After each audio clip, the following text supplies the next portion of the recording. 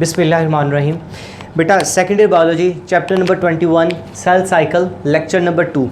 बेटा हम इस लेक्चर के अंदर हम डिस्कस करेंगे अबाउट माइटोसिस के माइटोसिस क्या होती है, एनिमल सेल में माइटोसिस किस तरह से हो सकती है, प्लांट सेल में माइटोसिस किस तरह से हो सकती है। बेटा डिफरेंस तो कुछ नहीं होता एनिमल सेल और प्लांट सेल के अंदर माइटोसिस का, एक स्लाइड से डिफरेंस होता है। माइटोसिस किन किन सेल्स के अंदर होती है।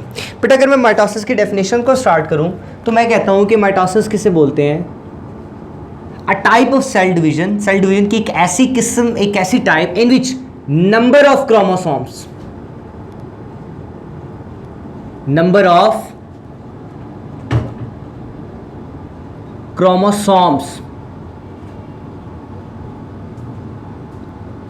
remains constant in daughter cells।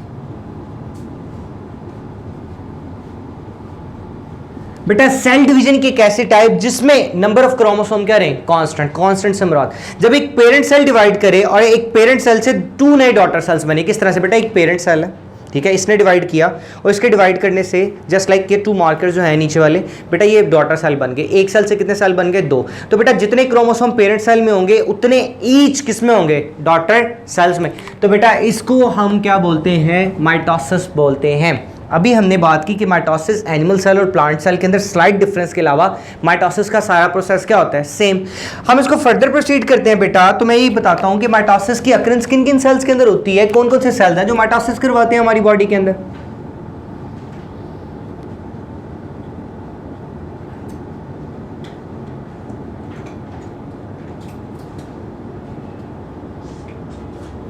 बेटा जो माइटोसिस है ये हैप्लॉइड सेल में भी हो सकती है,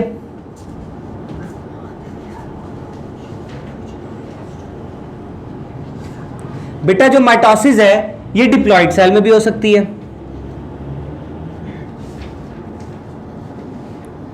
आप लोगों ने 9th क्लास के अंदर हैप्लॉइड और डिप्लॉइड का डिफरेंस पढ़ा होगा कि हैप्लॉइड सेल वो ऐसा सेल होता है जिसके अंदर क्रोमोसोम पेयर में नहीं होता, और डिप्लॉइड सेल ऐसा होता है बेटा जिसके अंदर क्रोमोसोम किस में होते हैं, पेयर में होते हैं। अगर मैं बॉडी की बात करूं बेटा तो सोमैटिक सेल्स जो हमारी बॉडी बनाते हैं सेल्स, बेटा उनके अंदर क्या होती है, माइटोसिस। क्या होती है, माइटोसिस होती है सोमैटिक सेल्स पर।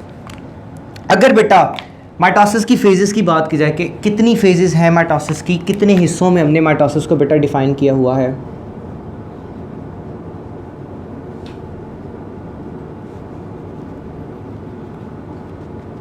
अगर हम फेजेस की बात करें बेटा तो माइटोसिस को हमने 2 फेजेस में बेटा किया हुआ डिफाइन। बेटा जो पहली फेज है उसका नाम है कैरियोकाइनेसिस।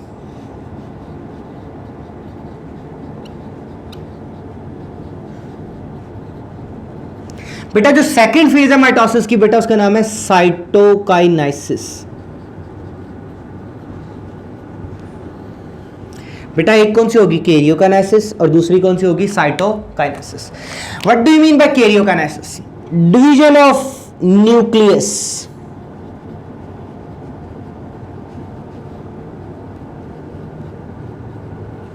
साइटोकाइनेसिस बेटा क्या हो सकता है, डिवीजन ऑफ साइटोप्लाज्म। बेटा अगर न्यूक्लियस डिवाइड करेगा तो उसको क्या बोलेंगे, कैरियोकाइनेसिस। अगर साइटोप्लाज्म डिवाइड करेगा तो बेटा उसको क्या बोलेंगे हम, साइटोकाइनेसिस। अगर हम फर्दर प्रोसीड करें तो सबसे पहले हम कैरियोकाइनेसिस को देखते हैं कि इसका क्या फंक्शन होता है। बेटा जो कैरियोकाइनेसिस का फर्स्ट स्टेप होता है ना, कैरियोकाइनेसिस का पहला स्टेप होता है, सबसे बेसिक जो स्टेप होता है बेटा वो क्या हो सकता है, बेटा वो हो सकता है formation of mitotic apparatus. Mitotic apparatus, सबसे पहले माइटोटिक ऑपरेटस बनता है, उसके बाद सेल क्या करता है, डिवाइड करता है। बेटा माइटोटिक ऑपरेटस क्या हो सकता है, बेटा एक स्पेशलाइज्ड स्ट्रक्चर होता है, specialised structure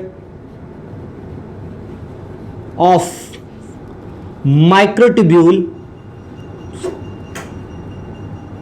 and spindle fibres. बेटा एक स्पेशलाइज्ड स्ट्रक्चर जो किससे मिलकर बनता है? माइक्रोट्यूब्यूल से और स्पिंडल फाइबर से। बेटा इस पूरे के पूरे स्ट्रक्चर को हम क्या बोलते हैं? माइटोटिक ऑपरेटस बोलते हैं, जो किसके अंदर बनता है? During karyokinesis. बेटा बनता किस तरह से? अगर इसका मैकेनिज्म देख लें, प्रोसेस को देख लें कि इसका मैकेनिज्म क्या हो सकता है इसके बनने का।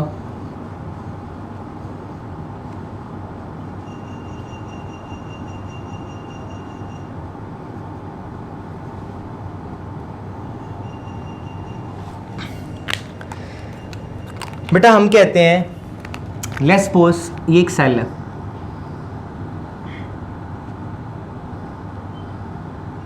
ये बेटा न्यूक्लियस है,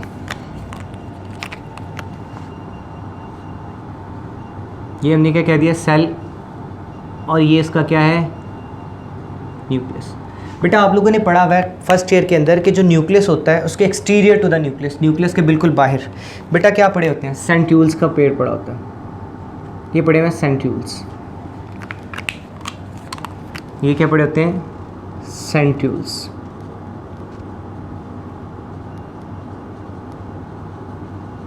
न्यूक्लियस के बिल्कुल बाहर क्या पड़े होते हैं? सेंट्यूल्स। बेटा ये जो सेंट्यूल्स हैं ये क्या करते हैं? डुप्लीकेट करते हैं, डुप्लीकेट ड्यूरिंग इंटरफेस। क्या बोलते हैं? इंटरफेस में क्या करते हैं? डुप्लीकेट दो हो जाते हैं। बेटा जब ये डुप्लीकेट कर जाते हैं तो इस डुप्लीकेट स्ट्रक्चर को हम क्या बोलते हैं? बेटा इस डुप्लीकेटेड स्ट्रक्चर को हम बोलते हैं सेंट्रोसोम। हमने अभी तक क्या बात की? हमने ये देखा कि न्यूक्लियस के बिल्कुल बाहर क्या पड़े हुए हैं? सेंट्यूल्स पड़े हुए हैं। बेटा जैसे ही सेल इंटरफेस में जाता है, क्रोमोसोम नंबर डबल होते हैं, तो बेटा उसके सेंट्यूल्स भी क्या करते हैं? डुप्लीकेट करते हैं। और सेंट्यूल्स जब डुप्लीकेट करते हैं तो बेटा वो क्या बनते हैं? सेंट्रोसोम बन जाता है। अब सेंट्रोसोम किस तरह से बनते हैं? हमने ही कह दिया कि ये एक सेल है बेटा, सेल के यहां पर क्या पड़ा हुआ था? एक न्यूक्लियस। अब बेटा यहां पर बने सेंट्यूल्स, ये बन गए। बेटा सेंट्यूल्स बनने के बाद कहां पर जाते हैं? ऑपोजिट पोल्स की तरफ। ये कहां पर जाएंगे? ऑपोजिट पोल्स में। तो बेटा क्या होगा? सेंट्यूल्स मूव्स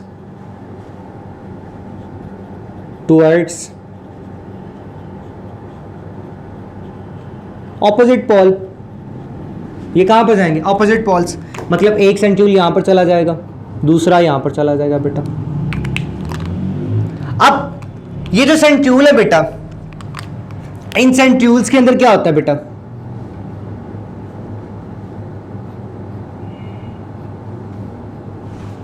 ये मिलकर बनते हैं माइक्रोट्यूब्यूल से।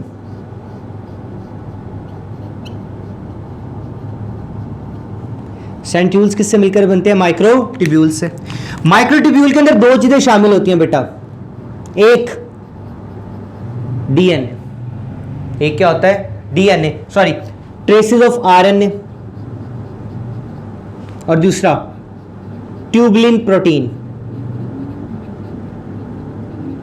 इनसे मिलकर क्या बनते हैं? माइक्रोट्यूब्यूल बनते हैं। हमने अभी तक क्या बात की? मैंने कहा कि सेल का जो बिल्कुल न्यूक्लियस है, न्यूक्लियस के पास क्या होते हैं? सेंट्यूल्स। जब इंटरफेस होती है तो सेंट्यूल डुप्लीकेट करते हैं, उस डुप्लीकेटेड स्ट्रक्चर को क्या बोलते हैं? सेंट्रोसोम। ये दोनों सेंट्रोसोम क्या करते हैं? ऑपोजिट पोल्स की तरफ जाते हैं, और ऑपोजिट पोल्स की तरफ जब जाते हैं तो इनमें से सेट किसका निकलता है? माइक्रोट्यूब्यूल्स का। किन में से? सेंट्यूल्स में से कौन सा सेट ओरिजिनेट होता है? माइक्रोट्यूब्यूल्स का। बेटा माइक्रोट्यूब्यूल किससे मिलकर बनते हैं? आरएनए से और ट्यूबुलिन प्रोटीन से। अब ये माइक्रोट्यूब्यूल कितनी टाइप्स के होते हैं बेटा? यहाँ से बेटा 2 टाइप्स के माइक्रोट्यूब्यूल्स निकलते हैं बेटा। एक निकलते हैं एस्टर माइक्रोट्यूब्यूल। बेटा दूसरे जो माइक्रोट्यूब्यूल निकलते हैं ये कौन से निकलते हैं? Spindle microtubule. एस्टर बेटा किस तरह से हो सकते हैं? मैं इसको डिफाइन करता हूं बेटा। अगर ये एक सेल है तो सेल के कॉर्नर से ये माइक्रोट्यूब्यूल पड़ा हुआ है बेटा, तो एस्टर माइक्रोट्यूब्यूल क्या कर सकते हैं? रेडिएटेड आउटवर्ड, छोटे छोटे धागे इसमें से बाहर निकलते हैं एस्टर से। बेटा ये कौन से होते हैं? Aster microtubule. कौन से होते हैं? एस्टर। तो मैं इसको लिख भी देता हूं कि ये रेडिएट करते हैं आउटवर्ड।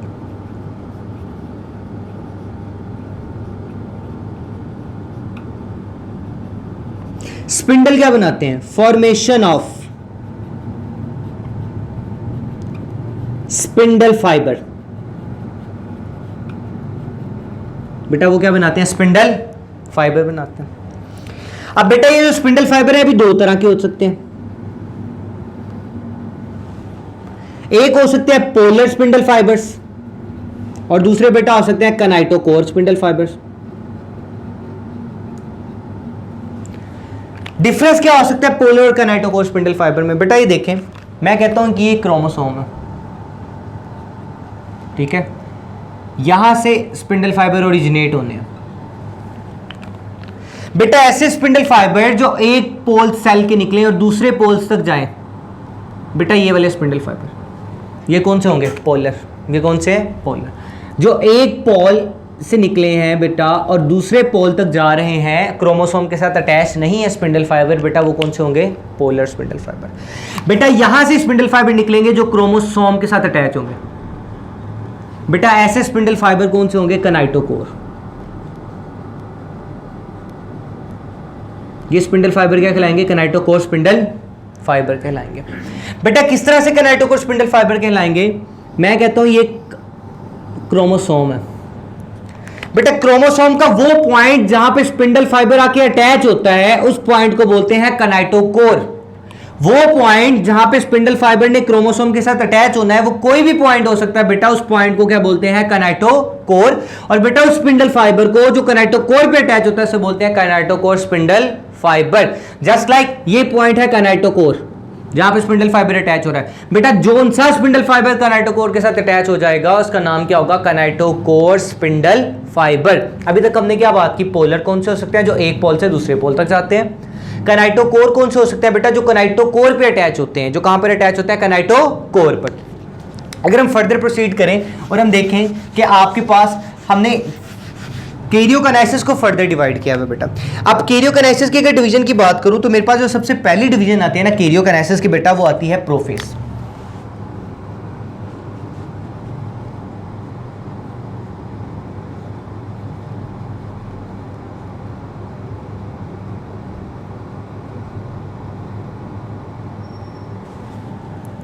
प्रोफेज के अंदर क्या हो सकता है बेटा, जैसे ही इंटरफेज होती है ना, ड्यूरिंग इंटरफेज क्रोमोसोम विजिबल नहीं हो सकते, मतलब वो देखे ही नहीं जाते। इवन इलेक्ट्रॉन माइक्रोस्कोप से भी नहीं हम इनको देख सकते। लेकिन अगर इसको स्टेन किया जाए, किसी कोई कलर किया जाए, इसको इलेक्ट्रॉन माइक्रोस्कोप से देखा जाए तो बेटा वो कुछ इस तरह के नजर आते हैं। वो कहते हैं कि क्रोमोसोम जो होते हैं ना, मोसोम्स प्रेजेंट थ्रेड लाइक। बेटा जिस तरह के एक धागे नहीं होते उस तरह के थ्रेड, बेटा उन थ्रेड लाइक स्ट्रक्चर्स को हम क्या बोलते हैं, क्रोमाटिन बोलते हैं। और क्रोमाटिन की लेंथ कितनी होती है बेटा, 0.25 माइक्रोमीटर से लेकर, आपकी बुक में लिखा होगा 0.25 माइक्रोमीटर से लेकर बेटा 50 माइक्रोमीटर तक इनकी लेंथ जा सकती है क्रोमाटिन की। हमने अभी तक क्या बात की, क्रोमाटिन किसे बोलते हैं बेटा, क्रोमोसोम्स के जो थ्रेड लाइक स्ट्रक्चर्स होते हैं सेल के अंदर, उन थ्रेड लाइक स्ट्रक्चर्स को क्या बोलते हैं, क्रोमाटिन बोलते हैं। बेटा उसके बाद क्या हो सकता है, क्रोमाटिन कंडेंस करता है, सुकड़ता है, कंडेंस्ड एंड फोल्ड। कंडेंस करता है और क्या होता है, फोल्ड, जिसकी वजह से बेटा क्या हो सकता है, क्रोमोसोम अपीयर हो जाते हैं, मोसोम्स अपीयर।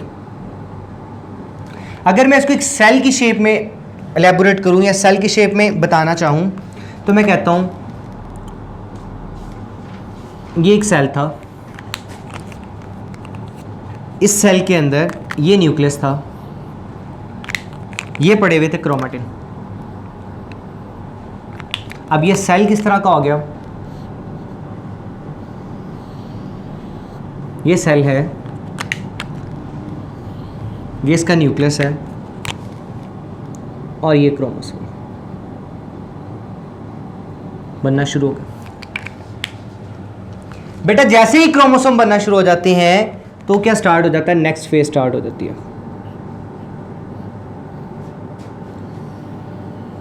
बेटा इस फेज के अंदर क्या होता है, इस फेज के अंदर न्यूक्लियर एनवेलप खत्म हो गया, क्रोमोसोम बाहर आ गए, न्यूक्लियाई खत्म हो गए, क्रोमोसोम किसके अंदर आ गए, साइटोप्लाज्म के अंदर। साइटोप्लाज्म क्या हो गया, विस्कस। और दोनों साइडों से बेटा यहाँ से जो स्पिंडल फाइबर लगे हुए हैं ये किसके साथ अटैच हो जाते हैं, क्रोमोसोम्स के साथ। क्रोमोसोम्स के साथ क्या होना शुरू हो जाते हैं, अटैच होना शुरू हो जाते हैं स्पिंडल फाइबर्स। बेटा जैसे ही स्पिंडल फाइबर क्रोमोसोम के साथ अटैच हो जाते हैं, प्रोफेज क्या हो जाती है, एंड हो जाती है। जैसे ही बेटा प्रोफेज एंड होती है तो हमारे पास एक नेक्स्ट फेज स्टार्ट हो जाती है, उसका नाम क्या है, मेटाफेज।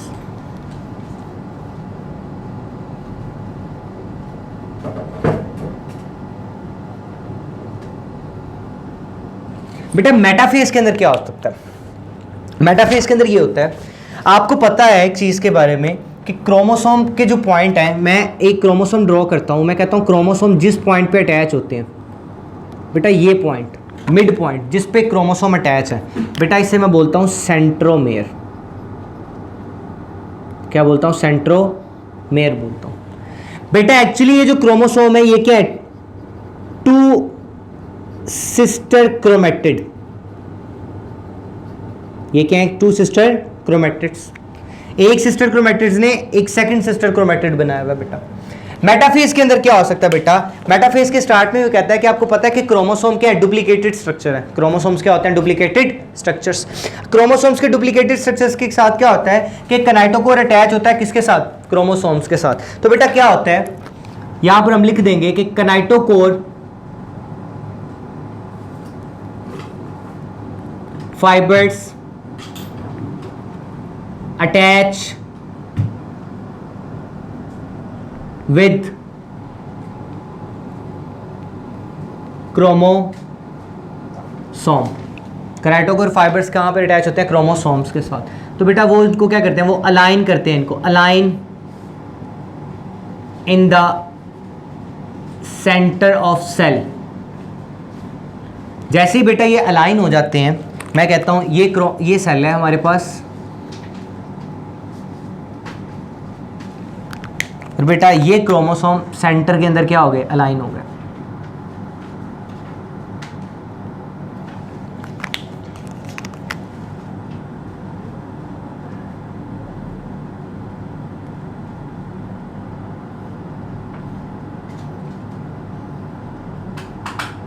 सेंटर में क्या हो गए, अलाइन।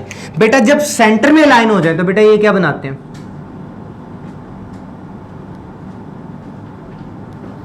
ये बनाते हैं इक्वेटोरियल प्लेट।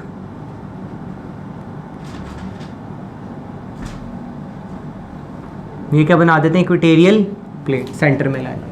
बेटा जैसे ही क्रोमोसोम सेंटर में लाइन हो जाता है, एक नई फेज स्टार्ट हो जाती है जिसका नाम है एनाफेज। याद रखिएगा बेटा क्या होता है एनाफेज के अंदर, एनाफेज के अंदर सेपरेशन ऑफ क्रोमोसोम होती है।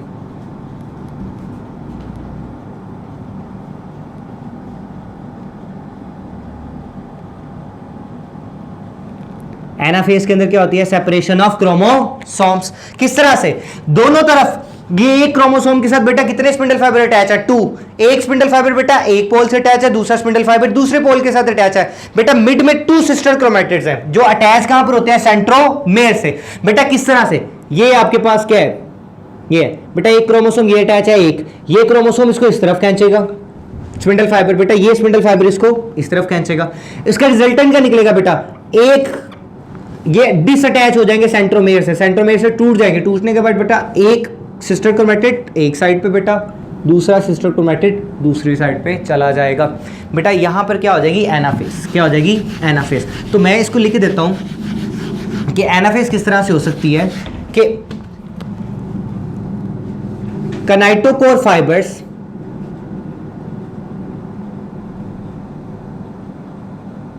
कॉन्ट्रैक्ट, सुकड़ते हैं काइनेटोकोर फाइबर्स। बेटा इसकी वजह से क्या हो सकता है, काइनेटोकोर फाइबर्स के सुकड़ने की वजह से chromosome pulled to opposite pole, जिसकी वजह से क्या हो सकता है, सेपरेशन ऑफ सिस्टर क्रोमेटिड्स। जो सिस्टर क्रोमैटिड्स हैं बेटा वो क्या हो जाते हैं, सेपरेट हो जाते हैं। अब सिस्टर क्रोमैटिड के सेपरेट होने की वजह से बेटा क्या हो सकता है कि chromosome, number of chromosome next telophase के अंदर क्या हो जाएंगे, हाफ। अगर मैं इसको बनाऊं, या टीलोफेज को पहले बात कर लें बेटा,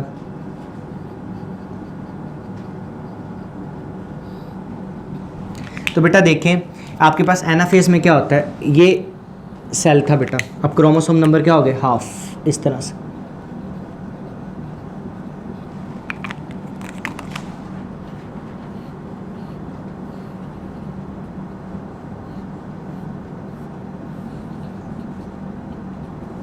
क्रोमोसोम नंबर क्या हो गए, हाफ। बेटा टीलोफेज क्या हो सकता है, रिवर्सल ऑफ प्रोफेज। जो काम प्रोफेज में हमने किया था उसका बिल्कुल ऑपोजिट किस में होगा, टीलोफेज में। प्रोफेज के अंदर न्यूक्लियर डेवलप क्या हो गया था, खत्म, इसमें न्यूक्लियर डेवलप क्या हो जाएगा, ऑर्गेनाइज।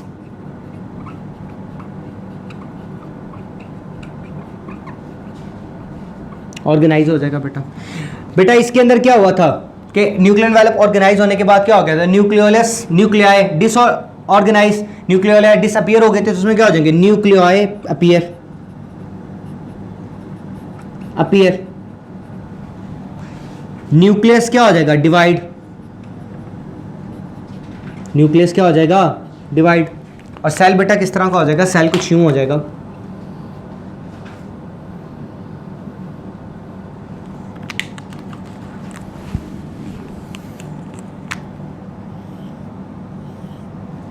एक से बेटा कितने न्यूक्लियर बन जाएंगे, 2। बेटा न्यूक्लियस के डिवाइड होने के फौरन बाद, न्यूक्लियस के डिवाइड होने के फौरन बाद हमारे पास जो माइटोसिस है वो क्या हो जाएगी, कंप्लीट हो जाएगी। बेटा जैसे ही माइटोसिस कंप्लीट होगी तो हमारे पास एक नेक्स्ट फेज स्टार्ट हो जाएगी, वो होगी साइटोकाइनेसिस। बेटा साइटोकाइनेसिस किस तरह से होती है, या साइटोकाइनेसिस क्या होती है, इसको थोड़ा सा देखते हैं कि साइटोकाइनेसिस किस तरह से होगी एनिमल सेल के अंदर। तो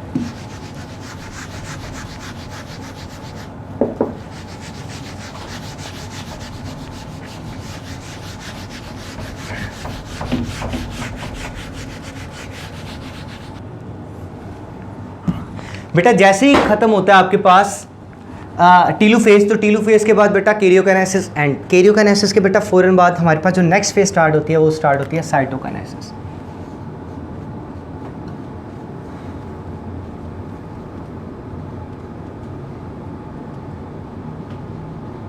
बेटा साइटोकाइनेसिस का मैकेनिज्म एनिमल सेल और प्लांट सेल के अंदर डिफरेंट होता है। वो किस तरह से डिफरेंट होता है,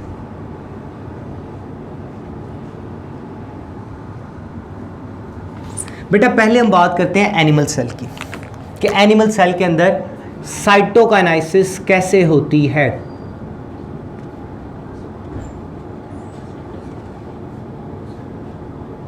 बेटा एनिमल सेल में क्या हो सकता है, एक्टिन एंड मायोसिन, ठीक है। एक्टिन और मायोसिन क्या करते हैं, सेंड करते हैं सिग्नल। बेटा वो सिग्नल कहां पर करते हैं, सेंटर ऑफ सेल में। सेंटर ऑफ सेल में जब सिग्नल जाता है तो वो क्या बनाता है, क्लीवेज फरो। क्या बना देता है, क्लीवेज फरो। किस तरह से बेटा, बेटा ये एक सेल है, साइड पे पड़े हुए माइक्रोट्यूब्यूल्स। बेटा ये माइक्रोट्यूब्यूल्स ये सेंटर में मैसेज सेंड करते हैं। कहां पर मैसेज सेंड करते हैं, सेंटर में। बेटा जैसे ही सेंटर में मैसेज सेंड करते हैं ये इस तरह से क्या बनता है, क्लीवेज फरो। क्लीवेज फरो की वजह से बेटा एनिमल सेल कितने पार्ट्स में डिवाइड हो जाते हैं, 2 में डिवाइड हो जाते हैं।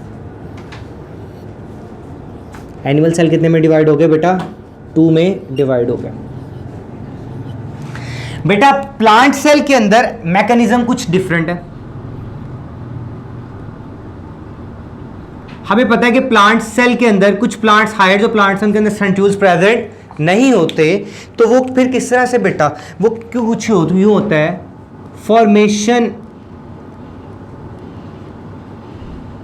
Of vesicles. बेटा वो बनाते हैं वेजिकल्स, और ये वेजिकल्स कहां से होते हैं, फ्रॉम गोल्जी कॉम्प्लेक्स। बेटा जो गोल्जी कॉम्प्लेक्स है वो क्या बनाता है, वेजिकल्स। बेटा ये वेजिकल कहाँ पर जाते हैं? मूव टूवर्ड्स सेंटर, सेल के सेंटर में, प्लांट सेल के। बेटा वहाँ पर ये क्या बना सकते हैं? अब प्लेट बनाते हैं, प्लेट फॉर्मेशन। बेटा ये जो प्लेट बनाते हैं ना, उस प्लेट का नाम क्या होता है? फ्रेगमोप्लास्ट। क्या नाम होता है जी? फ्रेगमोप्लास्ट। किस तरह से? मैं कहता हूं ये प्लांट सेल है,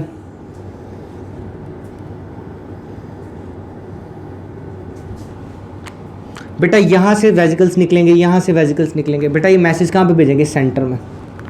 उससे क्या होगा?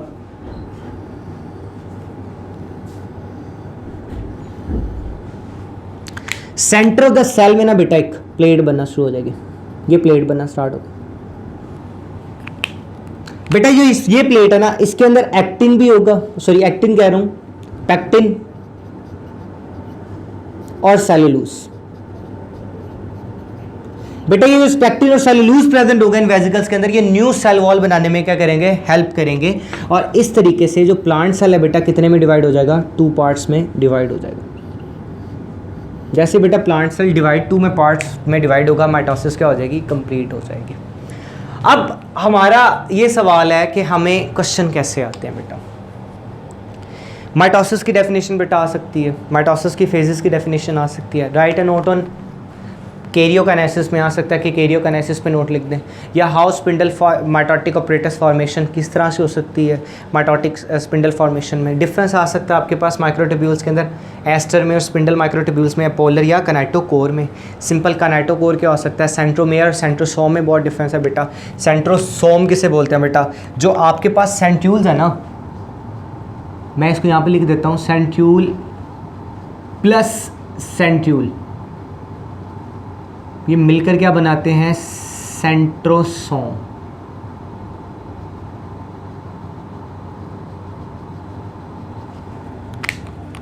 और बेटा इसी तरीके से ये क्रोमोसोम जिस पॉइंट पे अटैच होते हैं बेटा, इसे हम बोलते हैं सेंट्रोमेयर।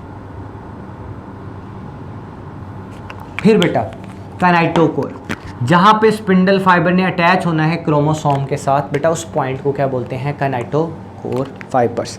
या ये पूछा जा सकता है how cytokinesis different in animal cell and plant cell.